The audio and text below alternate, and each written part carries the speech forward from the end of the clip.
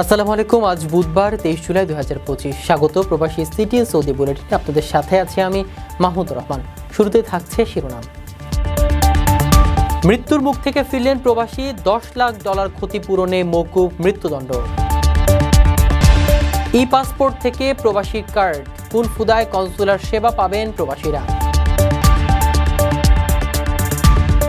চাঁদা না দেয়া প্রবাসীকে কুপিয়ে জখম, আহত হলেন বিএনপি নেতাও। সৌদি সিরিয়া সম্পর্ক জোরদার, প্রবাসীদের জন্য ভ্রমণের বিশেষ অনুমতি। দর্শক, দেখছিলেন শিরোনাম, এবারে বিস্তারিত। প্রিয় প্রবাসী, আপনার নিরাপদ ভবিষ্যতের জন্য অর্ধেক দামে আজই ফ্ল্যাট বুকিং করুন। ঢাকায় প্রবাসী সিটি দিচ্ছে সীমিত সময়ের স্পেশাল অফার। জমিও ফ্ল্যাট একসাথে। যোগাযোগ করুন স্ক্রিনে দেওয়া নম্বরে। দীর্ঘ 10 বছর মৃত্যুদণ্ডের সংখ্যায় প্রবাস জীবন কাটানোর পর অবশেষে প্রাণে বেঁচে গেলেন সৌদি প্রবাসী কেনিয়ার নাগরিক স্টেফেন আব্দুল কারিম মুনাইখো। এক সহকর্মীকে হত্যার ঘটনায় দণ্ডপ্রাপ্ত হলেও দিয়ত হিসেবে $10 লাখ ক্ষতিপূরণ দিয়ে সাজা মওকুফ হলো তার। ইসলামী শরিয়া অনুযায়ী নিহতের পরিবার ক্ষমা করায় তিনি রক্ষা পান মৃত্যুদণ্ড থেকে। বিস্তারিত প্রতিবেদনে। দীর্ঘ 10 বছর মৃত্যুদণ্ডের সংখ্যায় প্রবাস জীবন কাটানোর পর অবশেষে প্রাণে বেঁচে গেলেন সৌদি প্রবাসী কেনিয়ার নাগরিক স্টেফেন আব্দুল কারিম মুনাইখো। 2011 সালে সৌদি আরবে কর্মরত অবস্থায় এক ইয়েমেনি সহকর্মীকে ছুরিকাঘাতে হত্যার ঘটনায় তার বিরুদ্ধে মৃত্যুদণ্ডাদেশ কার্যকর হয়।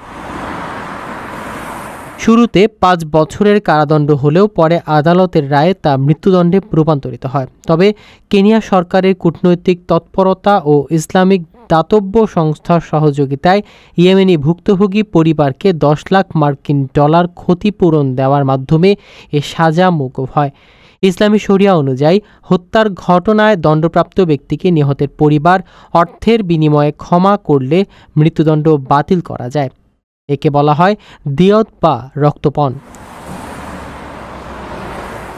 সৌদি আরবে এখনও এই শরিয়া ভিত্তিক আইন বলবৎ রয়েছে, যেখানে এমন সিদ্ধান্ত একমাত্র নিহতের পরিবারই নিতে পারবে।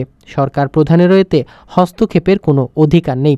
মুক্তির পর স্টেফেন ওমরা আদায় করেছেন, তবে তিনি কখনো নিজ দেশে ফিরবেন কিনা তা এখনও নিশ্চিত নয়।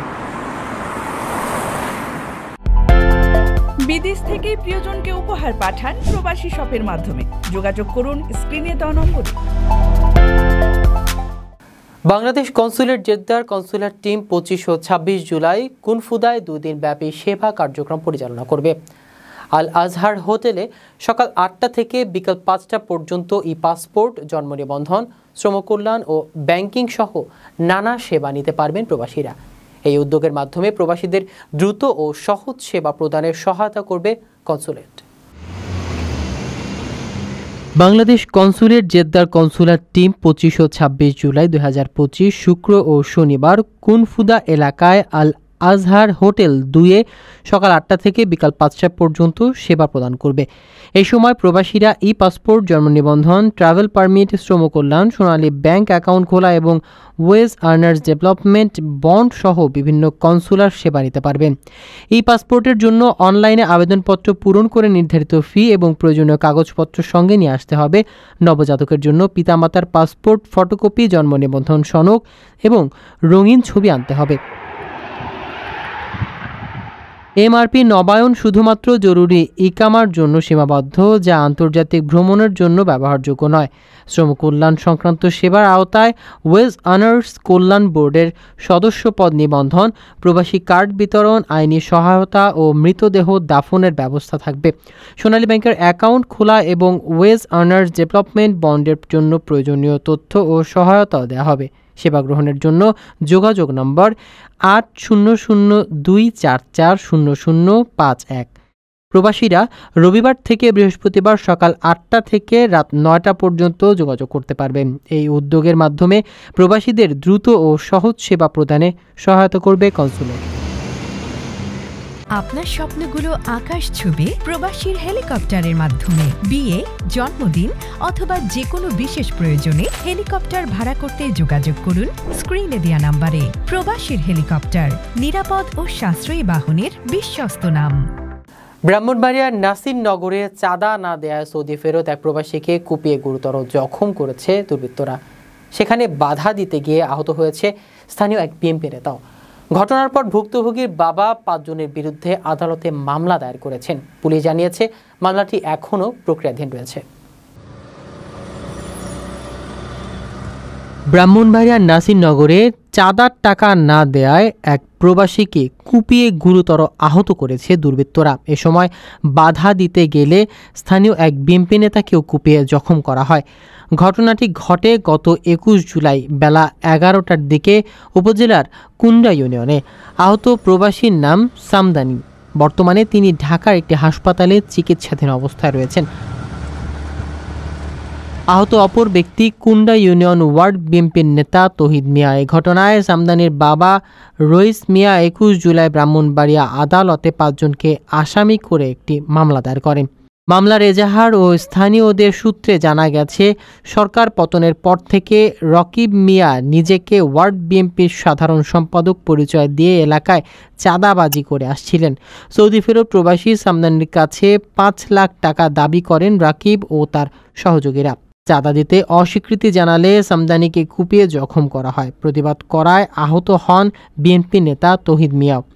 ওসি আজহারুল ইসলাম জানান, আদালতের মামলা হয়েছে, নির্দেশনা অনুযায়ী আইনগত ব্যবস্থা নেওয়া হবে। অভিযুক্ত রাকিবের মোবাইল ফোন বন্ধ রয়েছে।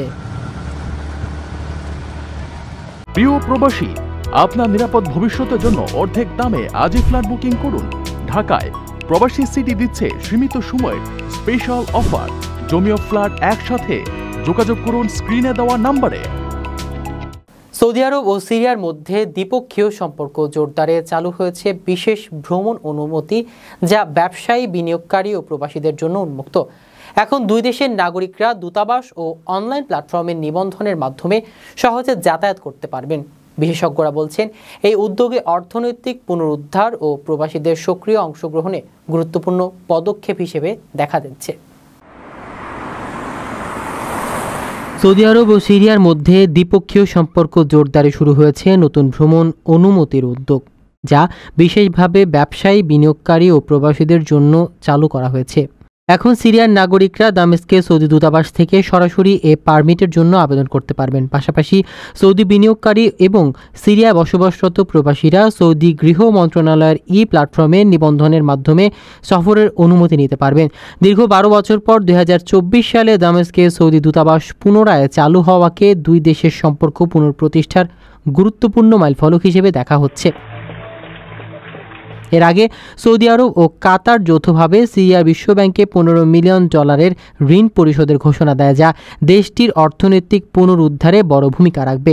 এছাড়া শিগগিরই দামেস্কের সৌদি সিরিয়া বিনিয়োগ ফোরাম আয়োজনের পরিকল্পনা রয়েছে, যা দুই দেশের মধ্যে অংশীদারিত্ব, বাণিজ্য ও উন্নয়ন সহযোগিতার নতুন দিগন্ত উন্মোচন করবে। প্রবাসীদের জন্য এসব উদ্যোগ ব্যবসা ও বিনিয়োগের পাশাপাশি নিজ দেশের উন্নয়নে সক্রিয় ভূমিকা রাখার নতুন সুযোগ এনে দিচ্ছে। দর্শক, দেখছিলেন প্রবাসী সিটি সৌদি বুলেটিন। শেষ করার আগে শিরোনামগুলো জানিয়ে দিচ্ছি আরও একবার। মৃত্যুর মুখ থেকে ফিরলেন প্রবাসী, $10 লাখ ক্ষতিপূরণে মওকুফ মৃত্যুদণ্ড। পাসপোর্ট থেকে প্রবাসী কার্ড, কোন ফুদায় কনসুলার সেবা পাবেন প্রবাসীরা।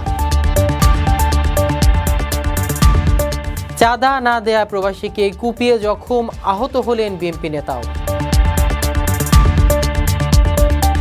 সৌদি সিরিয়া সম্পর্ক জোরদার, প্রবাসীদের জন্য ভ্রমণের বিশেষ অনুমতি। এই ছিল সৌদি বুলেটিনের আজকের আয়োজনে। প্রবাসের সর্বশেষ সংবাদ পেতে ভিজিট করুন www.probastime.net। সাবস্ক্রাইব করুন আমাদের ইউটিউব চ্যানেল এবং চোখ রাখুন ফেসবুক পেজে। পরবর্তী বুলেটিন দেখার আমন্ত্রণ জানিয়ে আজকের মতো বিদায় নিচ্ছি। সেই পর্যন্ত সবাই ভালো থাকবেন, নিরাপদে থাকবেন। আল্লাহ হাফেজ।